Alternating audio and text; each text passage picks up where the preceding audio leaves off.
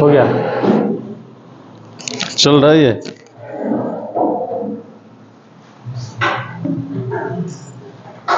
Last class में हम लोग प्रिज्म किए थे ना।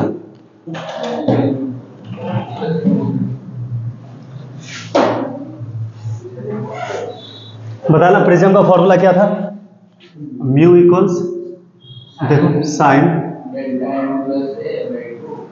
ए by two upon sine A by two. Thin prism के लिए डेल्टा एम कितना था? Mu minus one into A, यही था। देखो एक बार, ठीक है।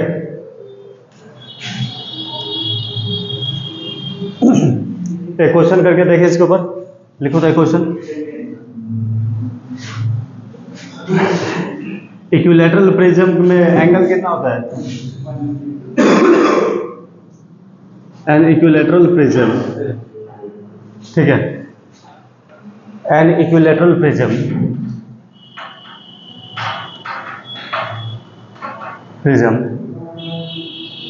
The light ray is incident at 60 degree, ठीक है। इंसिडेंट है 60 डिग्री फ्रॉम एयर, फॉर्मूला ऊपर लिखा हुआ है, क्वेश्चन को सॉल्व करना। एन इक्विलैटरल प्रिज्म, ठीक है, the light ray incident at angle 60 degree from air, ठीक है, from here. Find the refractive index of prism. Refractive index of prism and minimum deviation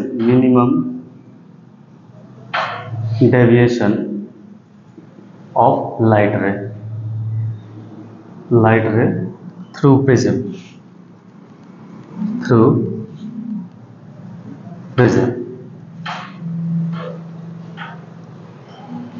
solve करो ना क्वेश्चन को।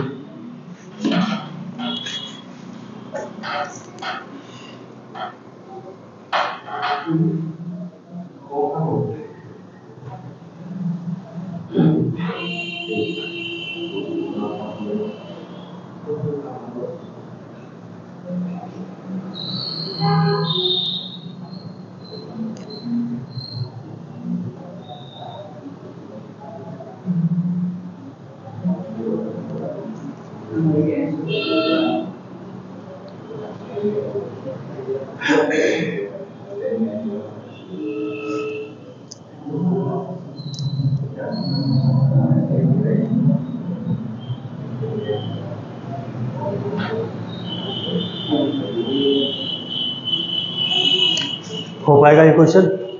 Formula ऊपर लिखा हुआ है। प्रिज्म कैसा है? इक्विलैटरल प्रिज्म है, तो प्रिज्म एंगल कितना हुआ?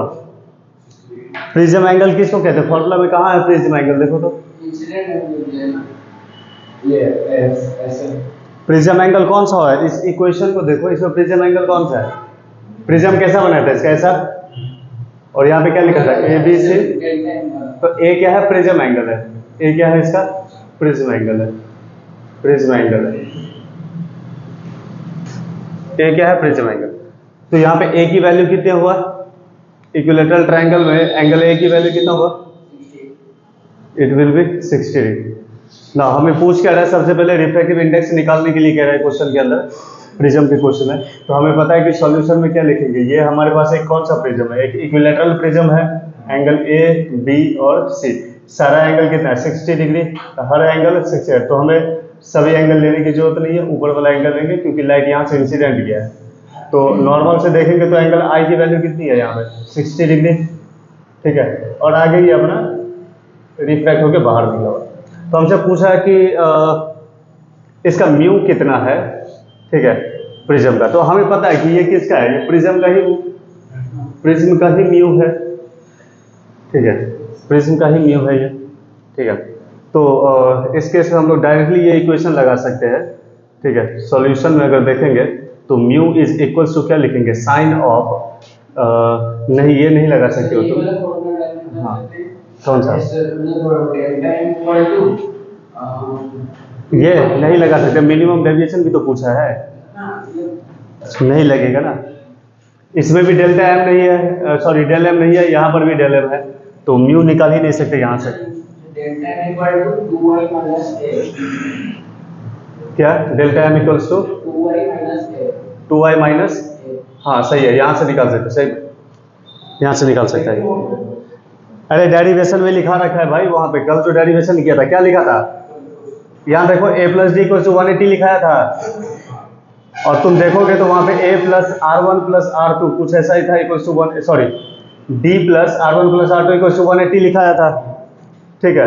तो इन सब से क्या लिखे थे, a equals to R1 plus R2 आया था, और जब तुम देखोगे तो यहाँ था del is equals to del M plus sorry del 1 plus del 2, ठीक है।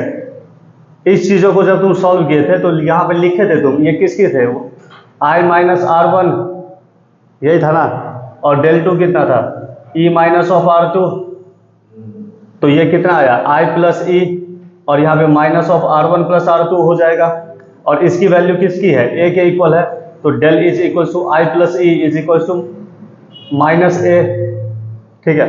और लिखा गया था फॉर मिनिमम डेविएशन, तुम देखोगे थ्योरी में तो वहां पे मैंने लिखा हुआ है for minimum deviation, for minimum deviation, ठीक है। मिनिमम डेविएशन के लिए नाम भी बदल गया था, डेल एम हो गया था, i किसके इक्वल होना चाहिए था, और R1 किसके इक्वल होना चाहिए था, R2, ये सब लिखाया गया था। तो डेल मिनिमम कितना हो जाएगा, यहाँ से इसको पकड़ो, ये क्या हो जाएगा i प्लस आई माइनस ए, तो कितना आया 2i माइनस ए, डेल एम आ गया, तो मिनिमम डेविएशन यहाँ से निकल जाएगा। ये सारा थ्योरी में लिख रखे हो तुम लोग।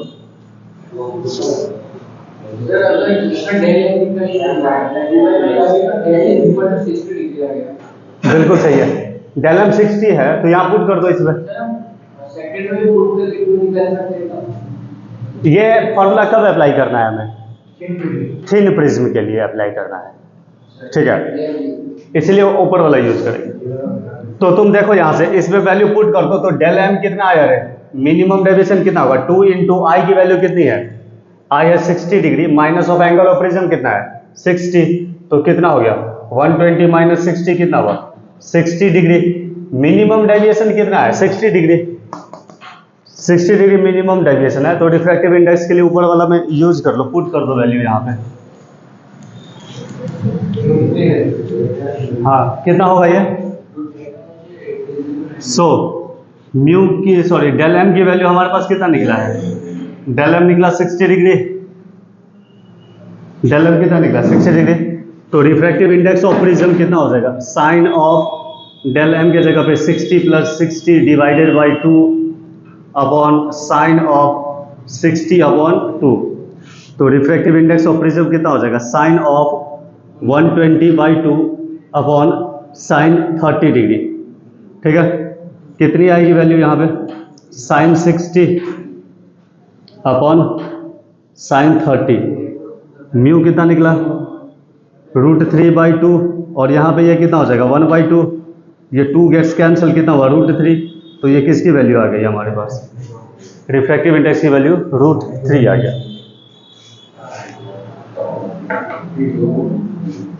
ठीक है।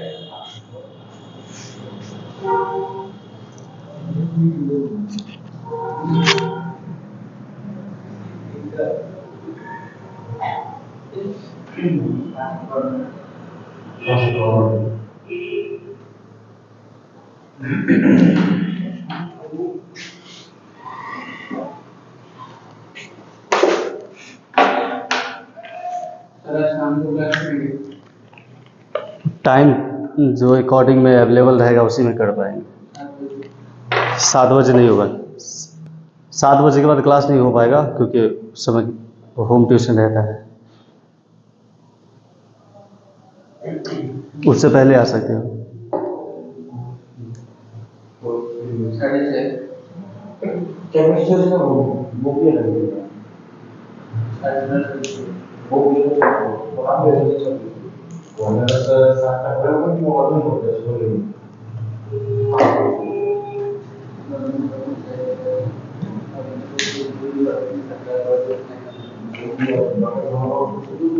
हो गया। देखो इसमें एक ऐसा ही क्वेश्चन एक और देते हैं, ठीक है, और सेम क्वेश्चन है, सॉल्व कर लो एक बार ध्यान से। यहाँ देखो, लिखो क्वेश्चन, लिखो for an equilateral prism, equilateral prism, equilateral prism, ठीक है, find the angle of incidence, find the angle of incidence, find the angle of incident if mu equals to √2 for prism, prism का refractive index कितना है for prism, ठीक है ना। also find the minimum deviation, minimum deviation,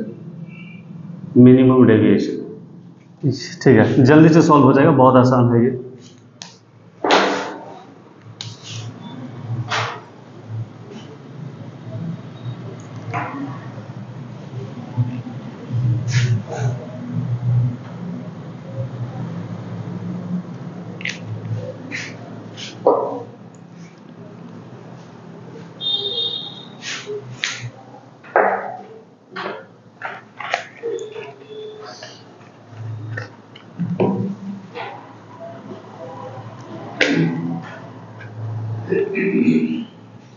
मिटा दे इसको।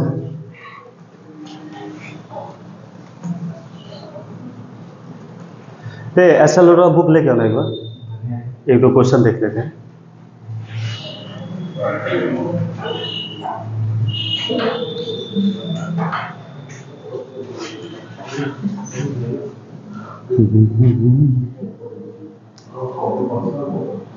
ये question हो गया सॉल्व, कितना है इसका आंसर बताओ।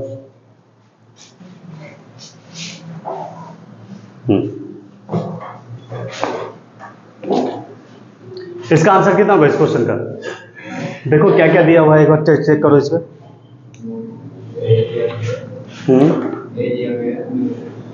हाँ, हमें निकालना क्या है इसमें, इस क्वेश्चन में देखेंगे तो एक आई निकालना है हमें, और यहाँ पे मिनिमम डेविएशन निकालना है, मतलब डेल एम निकालना है। ये दो चीजें हमें कैलकुलेट करने के लिए कहा गया है क्वेश्चन में, एक आई और एक डेल एम। तो हम लोग क्या करेंगे, सबसे पहले कौन सा निकल सकता है, ये जल्दी निकल सकता है, ठीक है, यहाँ से इसको पुट कर देंगे तो जल्दी निकल सकता है। या तो डेल एम तो है नहीं, इसको पुट करो, ठीक है, हाँ, इसको कंसीडर कर लो यहाँ पे थिन प्रिज्म के लिए और इक्विलैटरल ट्रायंगल। जब हाँ कंसीडर करेंगे तभी उसे अप्लाई कर पाएंगे, ठीक है। कितना होगा ये? और ज्यादातर क्वेश्चन में वही डालने करता है, नहीं तो एंगल निकलेगा कहाँ से फिर, या फिर मिनिमम डेविएशन निकलेगा, दो वेरिएबल हो जाएगा इसमें। बोलो डेल एम कितना होगा इसका? √2 - 160 कितना हुआ?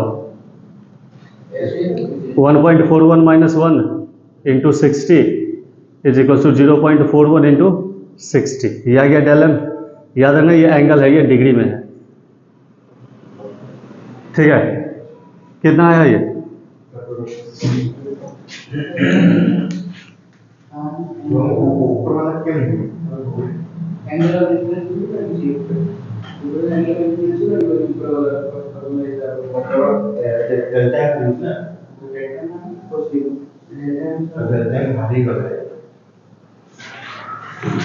बाबरे बहुत बेकार एंगल आ रहा है, 24.6 डिग्री आ रहा है ना।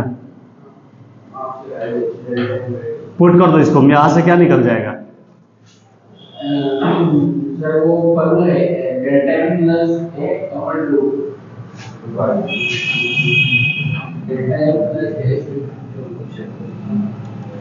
यहाँ से निकल क्या जाएगा? पुट कर दो यहाँ पे 24.6 + 60 डिवाइडेड बाय 2। यहाँ से एंगल ऑफ इंसिडेंस आ जाएगा।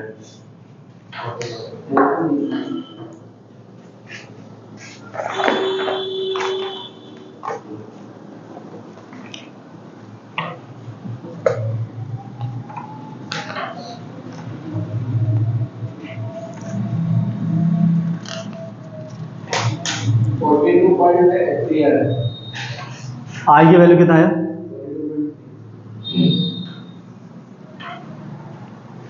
रिफ्रैक्शन फॉर्मूला याद है तुम लोगों को? Mu two by we minus mu one by you,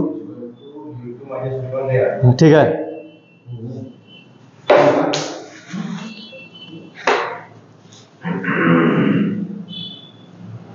मिटा दे इसको। एक छोटा सा क्वेश्चन है, जल्दी करो ना, फिर हम लोग टॉपिक आगे बढ़ाएंगे। सीबीएसई ओडिशा में पूछा गया है। लिखो light from a point source, question लिखो। Light from a point source light from a point source in air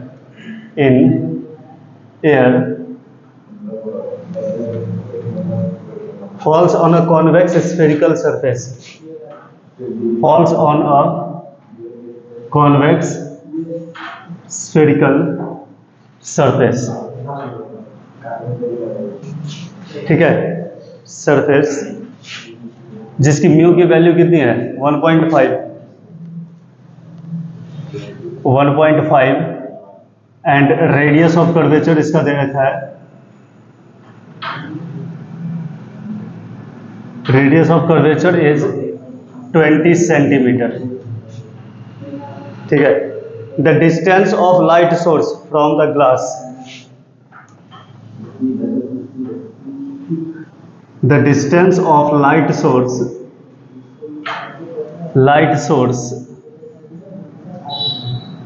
from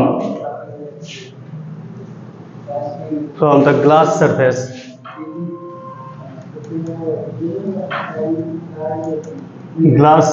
is 100 centimeter, ठीक है, 100 centimeter. At what position the image will be formed? At what position the image will be formed? Image will be formed.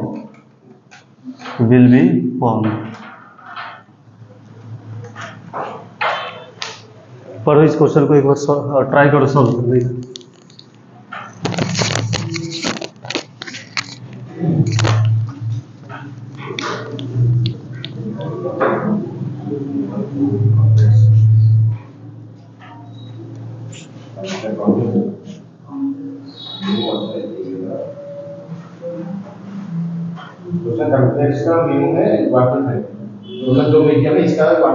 अरे एक वो तो surface है यार, इसमें convex डाल दिया है तो तुम लोग। अरे एक स्फेरिकल सरफेस है, लाइट सोर्स लेफ्ट साइड में है, बताओ कितना होगा इसका इमेज फॉर्मेशन, कहाँ पे होगा?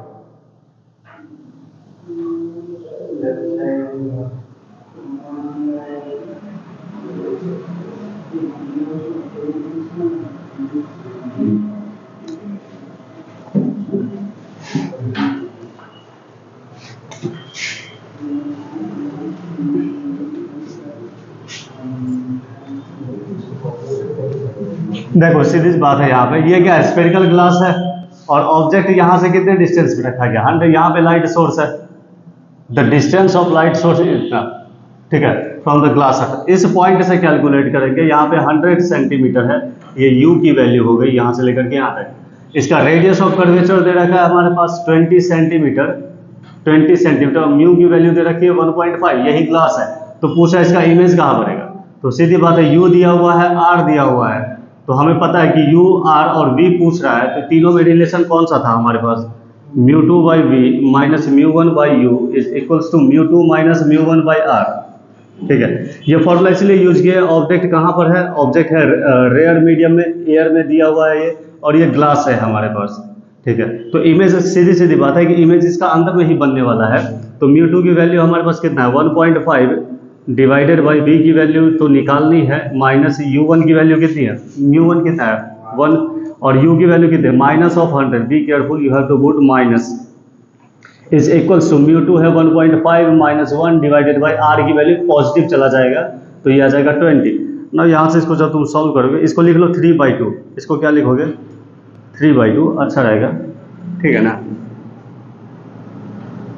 कर लो 3/2। तो तो ये क्या हो जाएगा 3/2b plus 1/100 is equal to, इसको भी लिखो 3/2 माइनस 1/20।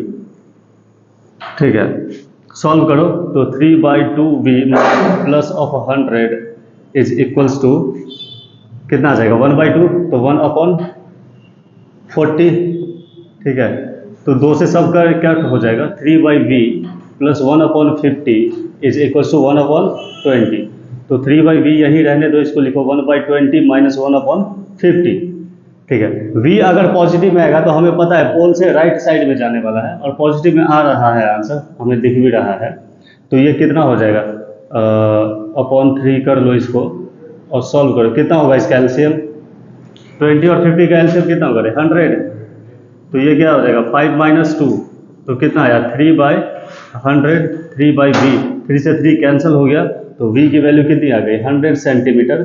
ठीक है, सीधी सीधी बात है, पॉजिटिव आया है ये तो राइट की तरफ है ये। ठीक है, टुवर्ड्स राइट, पोल से 100 सेंटीमीटर, तो यहां से 100 सेंटीमीटर देख लो भाई, 100 सेंटीमीटर कितना है, ये तो टोटल 40 है, सॉरी हाँ 20 और 20 40, 100 सेंटीमीटर यहाँ बाहर निकल के आ जाएगा, और यहाँ पे इसका इमेज हमें वर्चुअल इमेज बनेगा, कट नहीं करेगा वो, वर्चुअल इमेज हमें दिखाई देगी। ठीक है ना। हाँ? अरे भाई डायमीटर इसका 40 नहीं है क्या, तो 40 का मतलब क्या हो गया, इमेज तो 100 सेंटीमीटर पे बन रहा है, तो ग्लास से बाहर चला गया है, तो वर्चुअल इमेज बाहर गया है।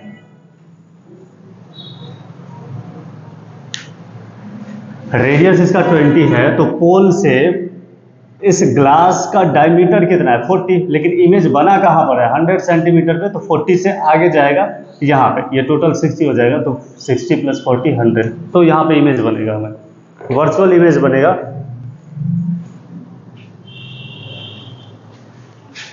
ठीक है, ओरिजिनल रियल नहीं बनेगा वहां पे।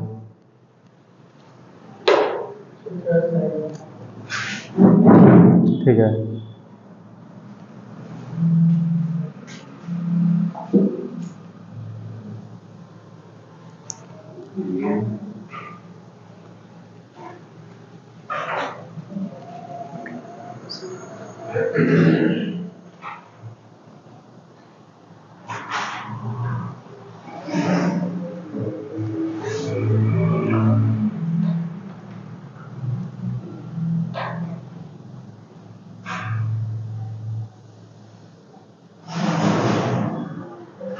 आगे बढ़े इसमें। देखो अब नया टॉपिक हम लोग सीखने जा रहे हैं, उस टॉपिक का नाम है थिन लेंसेस। क्या नाम है? Thin lenses. लेंस दो टाइप के होते हैं, कौन कौन से होते हैं? Convex and concave lenses. ठीक है, कॉन्वेक्स और कॉनकेव में भी अलग अलग टाइप्स के लेंस होते हैं, हम लोग उन सबको सीखेंगे एक बार। ठीक है,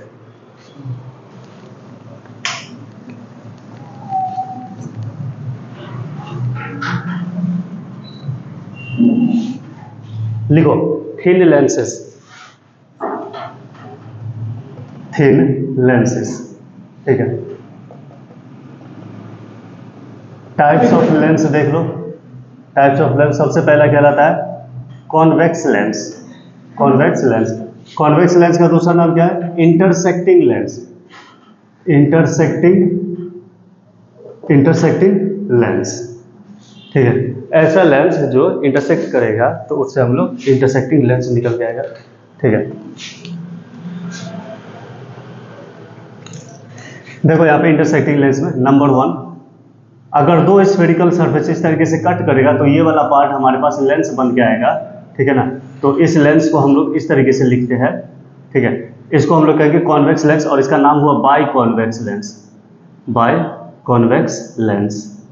ठीक है, इसका अपना रेडियस ऑफ कर्वेचर हुआ R1, इसका अपना रेडियस ऑफ कर्वेचर हुआ R2। ठीक है, इससे बनने वाला हुआ convex lens, sorry by convex lens. And सब यहीं पे देख लेना इसका, अगर दोनों का रेडियस ऑफ कर्वेचर इक्वल हुआ R के इक्वल, तब इसी लेंस को हम लोग कहेंगे इक्वी कॉन्वेक्स लेंस। तब इसी लेंस को हम लोग क्या कहेंगे? Equi convex lens. तो कहीं पे भी क्वेश्चन में अगर इक्वी कॉन्वेक्स दिख जाए तो समझ जाना कि दोनों का रेडियस ऑफ कर्वेचर इक्वल है, R के इक्वल है। दोनों का रेडियस ऑफ कर्वेचर R के इक्वल होगा। ठीक है,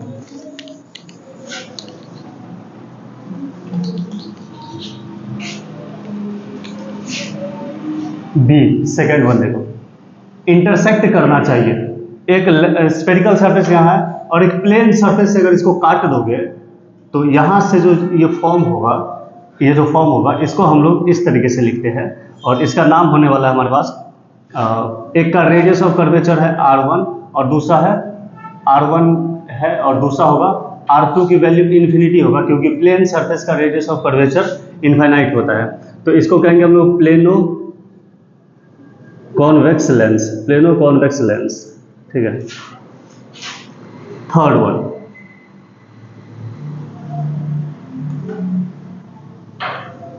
ठीक है, ये इंटरसेक्टिंग पार्ट है। ठीक है, तो ये कुछ इस तरीके से दिखाई देता है ये लेंस हमें ऐसे करते हुए, तो इस लेंस को हम लोग कहेंगे कॉनकेवो convex lens, कॉनकेवो convex lens, convex lens, कॉनकेवो convex lens. ठीक है, बी केयरफुल, सबका रेडियस ऑफ कर्वेचर ले लो, इसका रेडियस ऑफ कर्वेचर r1, इसका रेडियस ऑफ कर्वेचर यहां से लिख लो r2। ठीक है, साइन कन्वेंशन सब में अप्लाई होगा। ठीक है, सेकंड आ जाएगा हमारे पास concave lens, concave lens. Concave lens कैसा होता है? नॉन इंटरसेक्टिंग लेंस होता है, non intersecting lenses, non intersecting lenses. Number one, यदि दो स्फेरिकल सरफेस आपस में इंटरसेक्ट नहीं किया है तो इसके बीच में जो कॉमन पार्ट होगा ये एक लेंस बनाएगा और इस लेंस का पहले रेडियस लिख लो r1 और इसका रेडियस हो गया r2।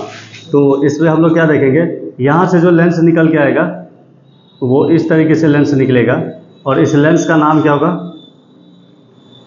Biconcave lens, biconcave lens, biconcave lens. फिर से if r1 is equals to r2 is equals to r हुआ तो इसको कहेंगे equiconcave lens, equiconcave lens, equiconcave lens. B, एक स्फेरिकल सरफेस है और एक प्लेन सरफेस है, नॉन इंटरसेक्टिंग है, तो यहाँ से जो लेंस बनने वाला है इसका रेडियस ऑफ कर्वेचर हो गया r1 और दूसरा r2 की वैल्यू इन्फिनिटी रहेगी। ये हो गया plano concave lens, plano concave lens.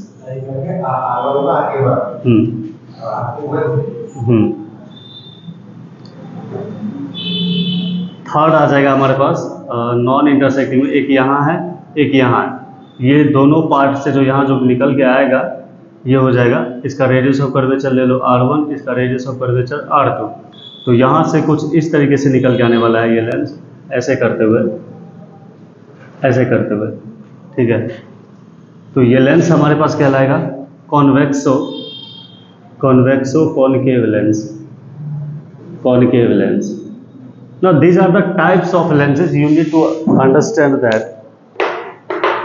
ठीक है,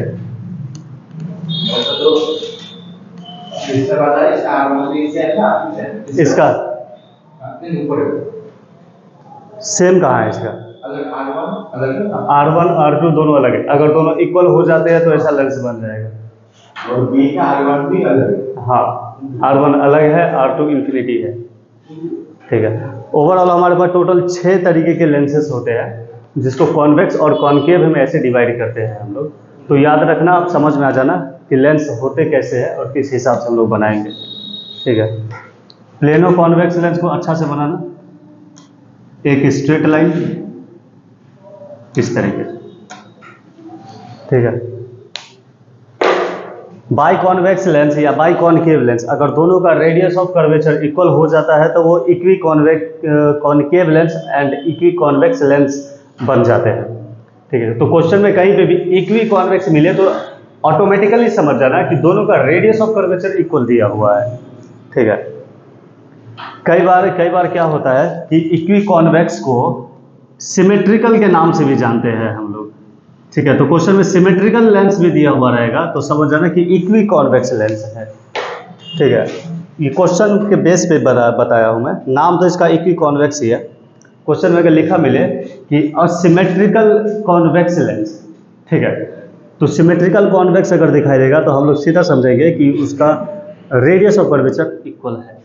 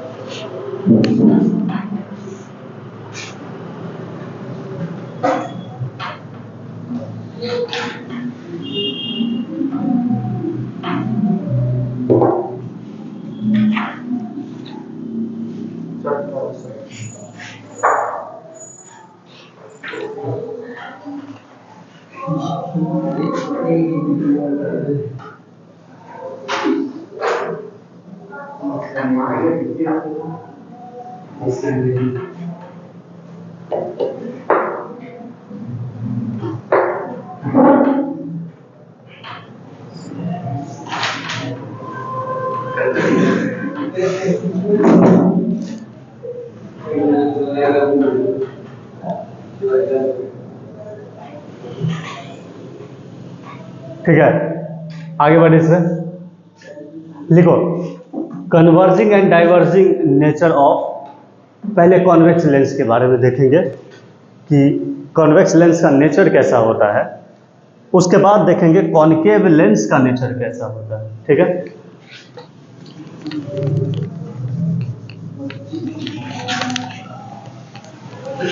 लिखो converging and diverging nature of, लिखना है हमें कन्वर्जिंग एंड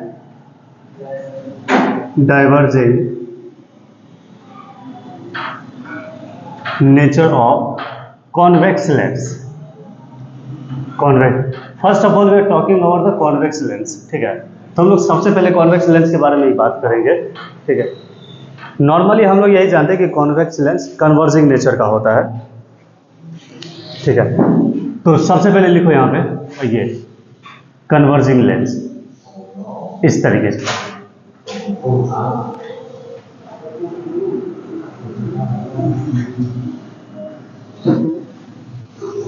यहां देखो क्या लिखा हुआ है, म्यू एस क्या है, refractive index of surrounding, refractive index of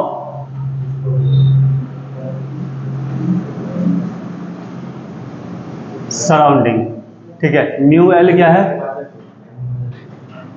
refractive index of lens. अगर लेंस का रिफ्रैक्टिव इंडेक्स बाहर वाले के रिफ्रैक्टिव इंडेक्स से ज्यादा है तो ये लाइट रे कैसा कहलाएगा, कन्वर्जिंग कहलाएगा। इस तरीके से लाइट रेज कन्वर्ज कर जाएगा। ऐसे इंसिडेंट किया किसी ऑब्जेक्ट से तो इमेज यहां पे बना ली, इस तरीके से कन्वर्ज कर जाएगा। ठीक है, बी नंबर सबका यही केसेस है। ठीक है, सराउंडिंग का रिफ्रैक्टिव इंडेक्स कम है, लेंस का रिफ्रैक्टिव इंडेक्स ज्यादा है, तो बी नंबर केस में भी सेम सिचुएशन होगा। इस तरीके से एक प्लेनो कॉन्वेक्स लेंस है, मान के चलो लाइट रे पैरेलल गया है, इस तरीके से सब कन्वर्ज कर जाएगा लाइट रे। ठीक है, थर्ड नंबर में इसका क्या हो जाएगा, एक हमारे पास कॉनकेव कॉन्वेक्स लेंस है, इस केस में भी लाइट रे अगर पैरेलल गया तो कन्वर्ज कर जाएगा। ठीक है, ये सब कहलाता है हमारे पास converging nature of convex lens. Convex lens का कन्वर्जिंग नेचर है इस तरीके से। ठीक है, सराउंडिंग की अगर, जैसे सराउंडिंग का मतलब हवा है, अगर हवा में लेंस रखा गया है तो इस तरीके से बिहेव करेगा। यहां पर भी mu S is less than mu L और यहां पर भी mu S is less than mu L. Lens का रिफ्रैक्टिव इंडेक्स ज्यादा है। ठीक है, लेंस का रिफ्रैक्टिव इंडेक्स ज्यादा है। ठीक है, इसी के केस में दूसरा आ जाओ। नाउ इफ यदि सराउंडिंग का रिफ्रैक्टिव इंडेक्स लेंस से ज्यादा हुआ, मान के चलो कि लेंस को पानी में डाल दिए, हो सकता है, या केरोसिन में डाल दिए, या ऐसा मीडियम में डाल दिए कि लेंस से ज्यादा उसका रिफ्रैक्टिव इंडेक्स है, ऐसे केस में ये डाइवर्जिंग बिहेव करेगा। ये एक लेंस है, ठीक है, तो लाइट अगर पैरेलल जाता है तो ये बेंड अवे फ्रॉम नॉर्मल हो जाएगा, ठीक है, या डाइवर्ज कर देगा। तो ये नहीं कहेंगे हम लोग कि कॉन्वेक्स लेंस है तो कन्वर्ज करना चाहिए, हम लोग ये कहेंगे कि हो सकता है कि सराउंडिंग का रिफ्रैक्टिव इंडेक्स वो ज़्यादा हो लेंस से। ऐसे केस में ये पीछे ट्रेस करेंगे तब इसका वर्चुअल इमेज हमें मिलेगा यहाँ पे इस तरीके से, ये रहा इसका, तो इमेज यहाँ पे मिलेगा, ठीक है। ये हो गया इसका पहला केस। सेम यहाँ पे इसका लिख लो दूसरा केस, सब डाइवर्जिंग नेचर का रहेगा,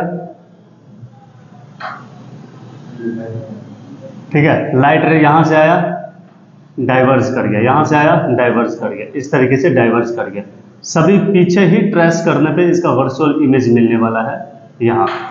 ठीक सी नंबर केस में कॉनकेवो कॉन्वेक्स लेंस है,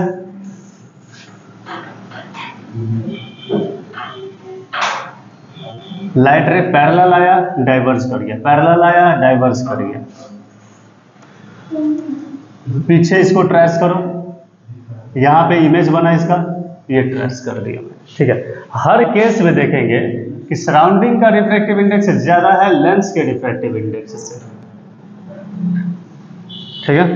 तो एक ही लेंस के दो कैरेक्टरिस्टिक्स है और इस तरीके से हम लोग इसको बता सकते हैं।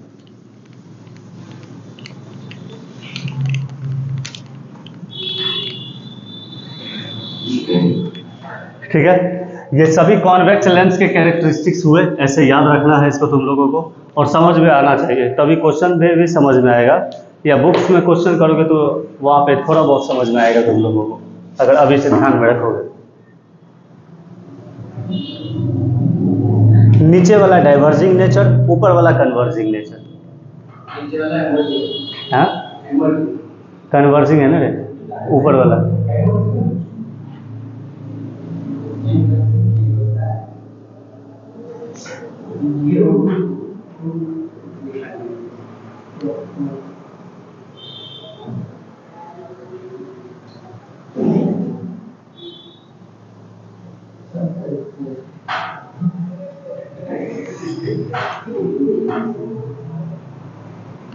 चलो आगे बढ़ो इसमें। नेक्स्ट इसमें लिखो कन्वर्जिंग एंड डाइवर्जिंग, लिखो यहाँ पे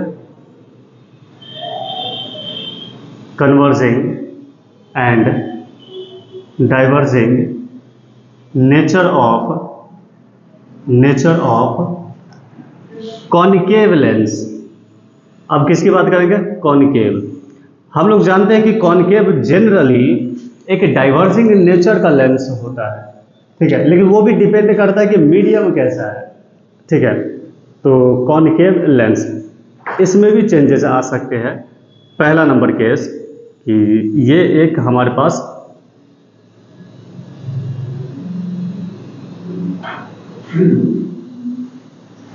ठीक है, ये लेंस है, जनरली ये क्या हो जाएगा? डाइवर्ज नेचर करेगा इस तरीके से, ठीक है। कब करेगा? जब सराउंडिंग का रिफ्रैक्टिव इंडेक्स कम हो लेंस के रिफ्रैक्टिव इंडेक्स से, बिल्कुल ऐसे केस में मैं यहाँ पे फिर से इसको सराउंड कर देता हूँ, घेर देता हूँ मैं इसको। यदि लेंस का रिफ्रैक्टिव इंडेक्स सराउंडिंग के रिफ्रैक्टिव इंडेक्स से ज़्यादा होगा तो वो डाइवर्जिंग नेचर बिहेव करेगा, और लाइट रे पीछे इसको ट्रेस करोगे तो यहाँ पर इसका इमेज बनेगा, ठीक है। बी नंबर केस में यही काम करना है हमें। बी नंबर में भी एक हमारे पास कैसा है,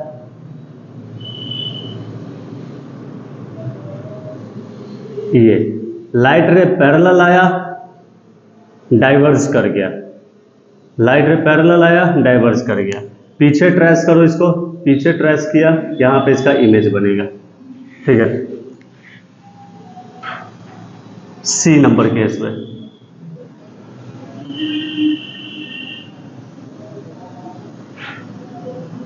ये रहा इसका, लाइट रे पैरेलल आया डाइवर्ज किया, पैरेलल आया डाइवर्ज किया, ठीक है। ये सब केस कब पॉसिबल है? जब सराउंडिंग का रिफ्रैक्टिव इंडेक्स कम हो हर जगह, ठीक है ना। Mu s less than mu l, mu s less than mu l, ठीक है। नौ ठीक इसका उल्टा केस ए, यदि mu l greater than, sorry, यदि mu s greater than mu l होगा,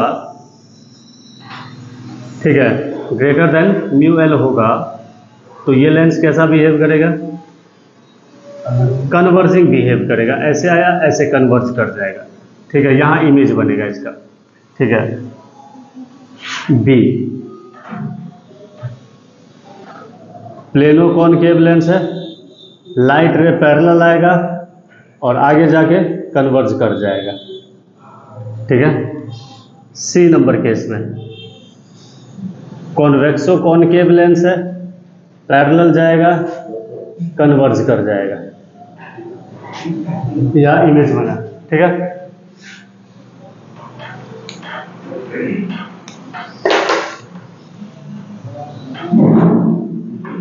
हर केस में याद रखना कि mu s greater than mu l है,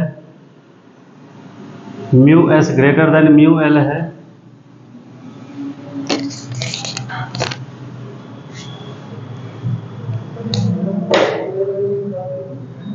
ठीक है। These are the natures of convex lenses, ये कॉन्वेक्स लेंस के नेचर होंगे और रे डायग्राम में ऐसे इसको याद रखते हैं हम लोग, ठीक है। इसके बाद हम लोग अब पढ़ने वाले हैं लेंस मेकर फॉर्मूला, ठीक है। इसके बाद हम लोग पढ़ने वाले हैं लेंस मेकर फॉर्मूला, ठीक है। किसका? कोई जरूरत नहीं है करने का, ठीक है। करवाना हो तो बता देना, हम कर लेंगे, लेकिन इतने वास्ट टॉपिक है ना पूरे रे ऑप्टिक्स में, ठीक है।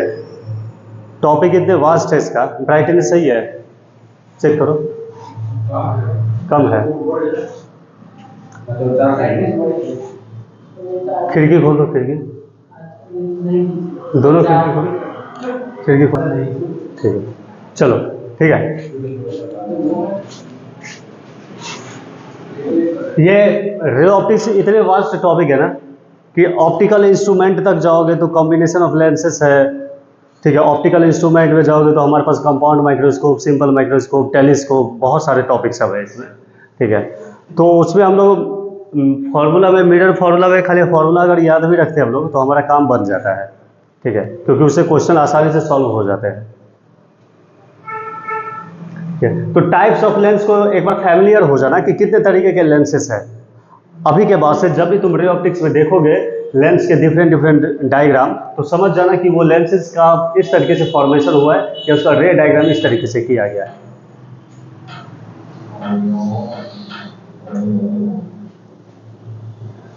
सही है ब्राइटनेस इसका, हाँ, बोर्ड क्लियर दिखना चाहिए। बंद कर दे, बंद करो उसको,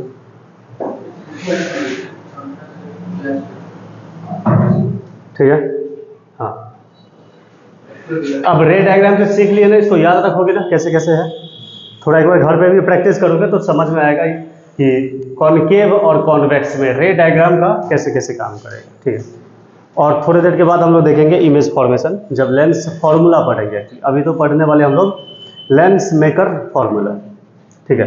तो चलो हेडिंग डालो अब, lens maker formula, lens maker formula, ठीक है।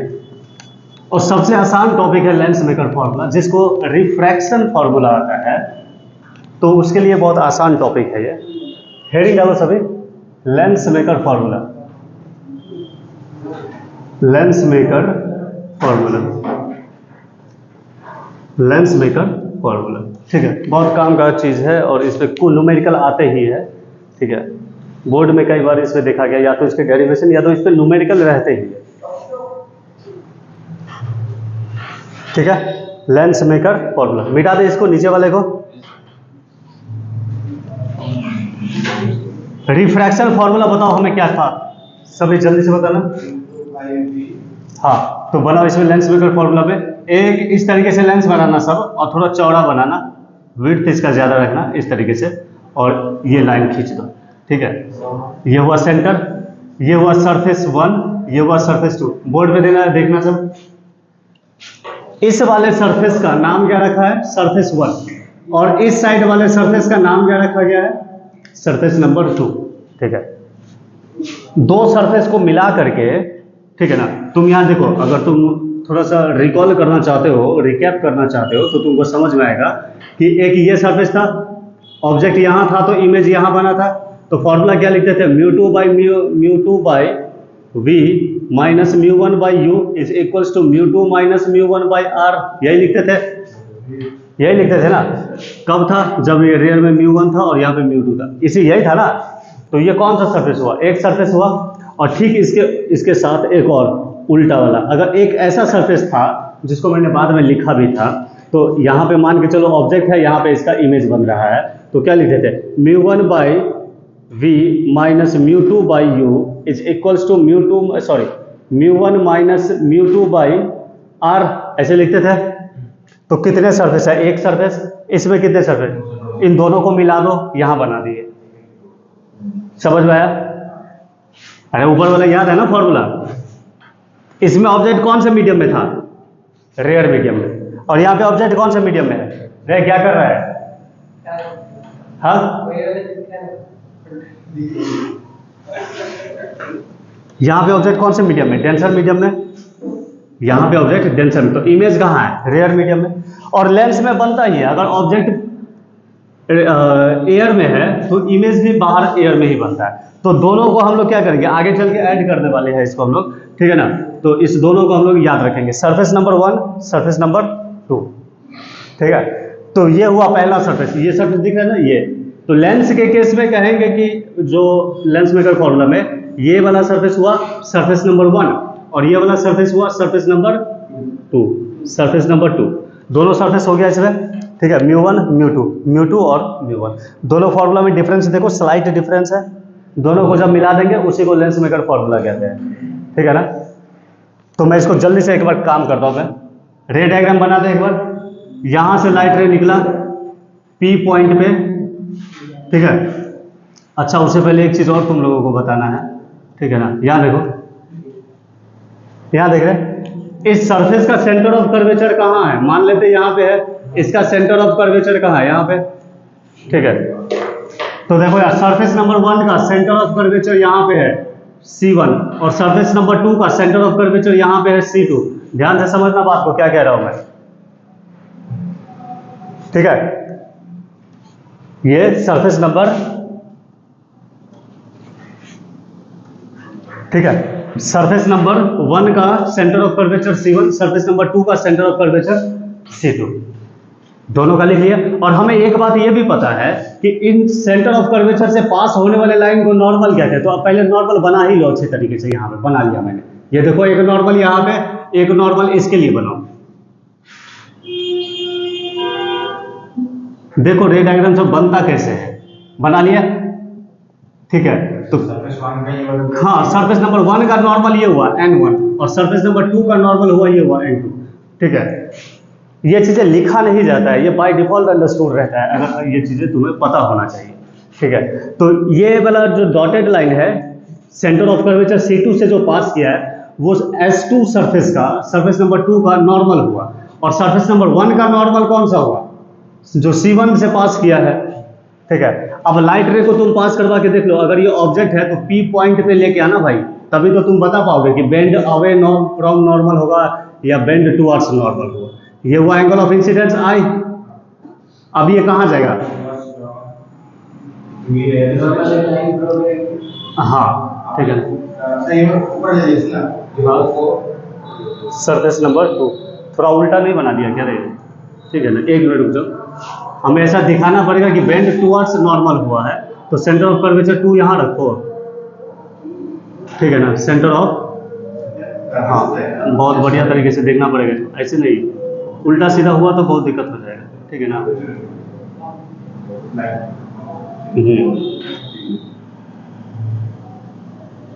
यहां से यहां बेंड हो जाएगा, ठीक है। तो थोड़ा ठीक से बनाओ इसको, ये आया इसका, ठीक है, हाँ ढंग से समझना, नहीं तो बहुत मुश्किल हो जाएगा ये, ठीक है ना। हाँ ठीक है,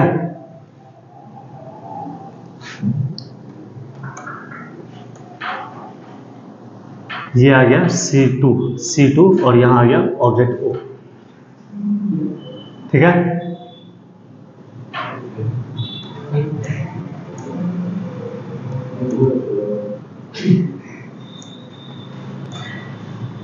एक बार गलती हो जाता है ना, बहुत चीजें गलती हो जाती है। ठीक है, यहाँ पे इमेज बना इसका, ठीक है। हाँ ठीक है।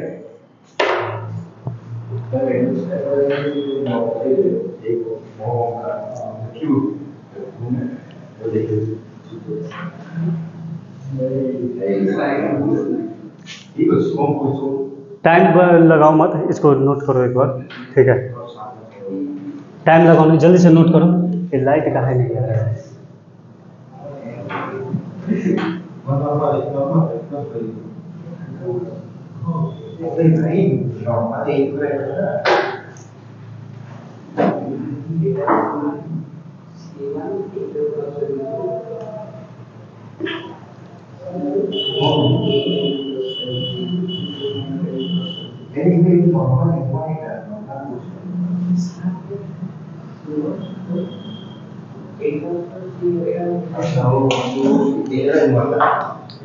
बस बस नहीं ना, वो फिगर है, ठीक है ना।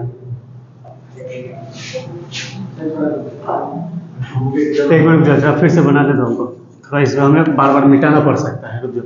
सही है, तुम लोगों ने ठीक ही बनाया है। यहाँ देखो, मैं जरा साफ और क्लियर बनाना चाहता हूँ मैं। यही था ना, ये सरफेस 1 और ये सरफेस 2, इसका सेंटर ऑफ कर्वेचर कौन सा हुआ? ये हुआ C1, ठीक है। तो लाइट रे अगर यहाँ से पास किया है, ठीक है ना, तो इसका नॉर्मल कहाँ है? यही है इसका नॉर्मल, बोलो है कि नहीं? तो ऑब्जेक्ट का एंगल ऑफ इंसिडेंस ये हुआ और बेंड टुवर्ड्स नॉर्मल होगा, ठीक है।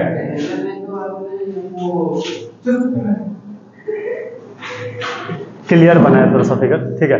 अगर ये वाला सरफेस नहीं रहता तो लाइट कहाँ चला जाता? लाइट यहाँ आकर के बेल्ट, ये आकर के मिलता प्रिंसिपल एक्सिस पे, जो आई डैश बना था, ठीक है। पीछे वाला मिटा दो, ठीक है। देख रहे यहाँ पे कॉन्सेंट्रेट होकर के देखो तो फिर समझना मुश्किल होगा, ठीक है। अब यहाँ पर, यहाँ से क्या हुआ है, इसका सेंटर ऑफ कर्वेचर C2, ये इसका है नॉर्मल, और इस पॉइंट से लेकर के जाओ बेंड अवे फ्रॉम नॉर्मल, और यहाँ पे फाइनल इमेज बना है I, ठीक है। अब ये ठीक है, इस पॉइंट को लिखो Q, इस पॉइंट को लिखो M।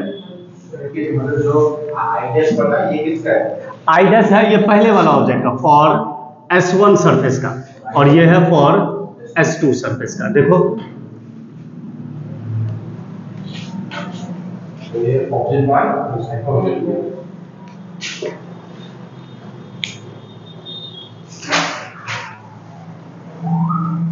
ठीक है।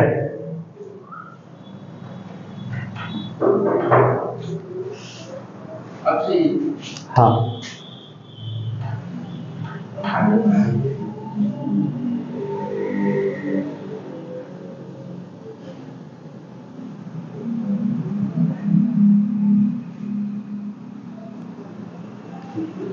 दोनों सरफेस का है।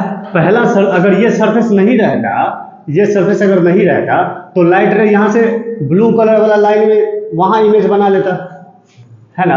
लेकिन सरफेस नंबर 2 के प्रेजेंट होने से लाइट अगेन डेंसर से रेयर मीडियम में जा रहा है, तो बेंड अवे फ्रॉम नॉर्मल हुआ है, बेंड अवे फ्रॉम नॉर्मल हुआ है। तो देख लो यहाँ पर एक ही नॉर्मल है ना, अरे दो है ना, एक यहाँ है, एक ये रहा N2, ये वाला जो सेंटर ऑफ कर्वेचर C2 से पास किया है।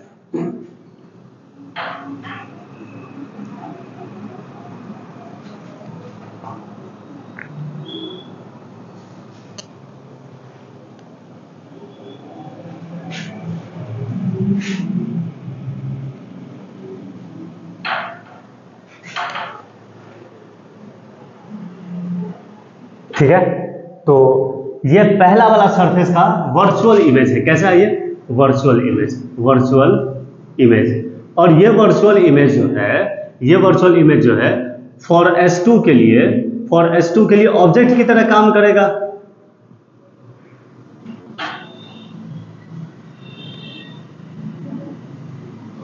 भाई मैं सारा पॉइंट यहीं पे लिख दिया हूं, मैं तो थोड़ा समझने की कोशिश करना। जो वर्चुअल इमेज है S1 का, वो S2 वाले के लिए वर्चुअल ऑब्जेक्ट की तरह काम करे, behaves as a virtual object, behaves as a virtual object, as virtual object, virtual object. ठीक है नहीं लगेगा, जैसे कि 2 मिरर वाला क्वेश्चन करवाया था ना कल मैंने, वैसा ही ये वर्चुअल ऑब्जेक्ट की तरह काम करेगा।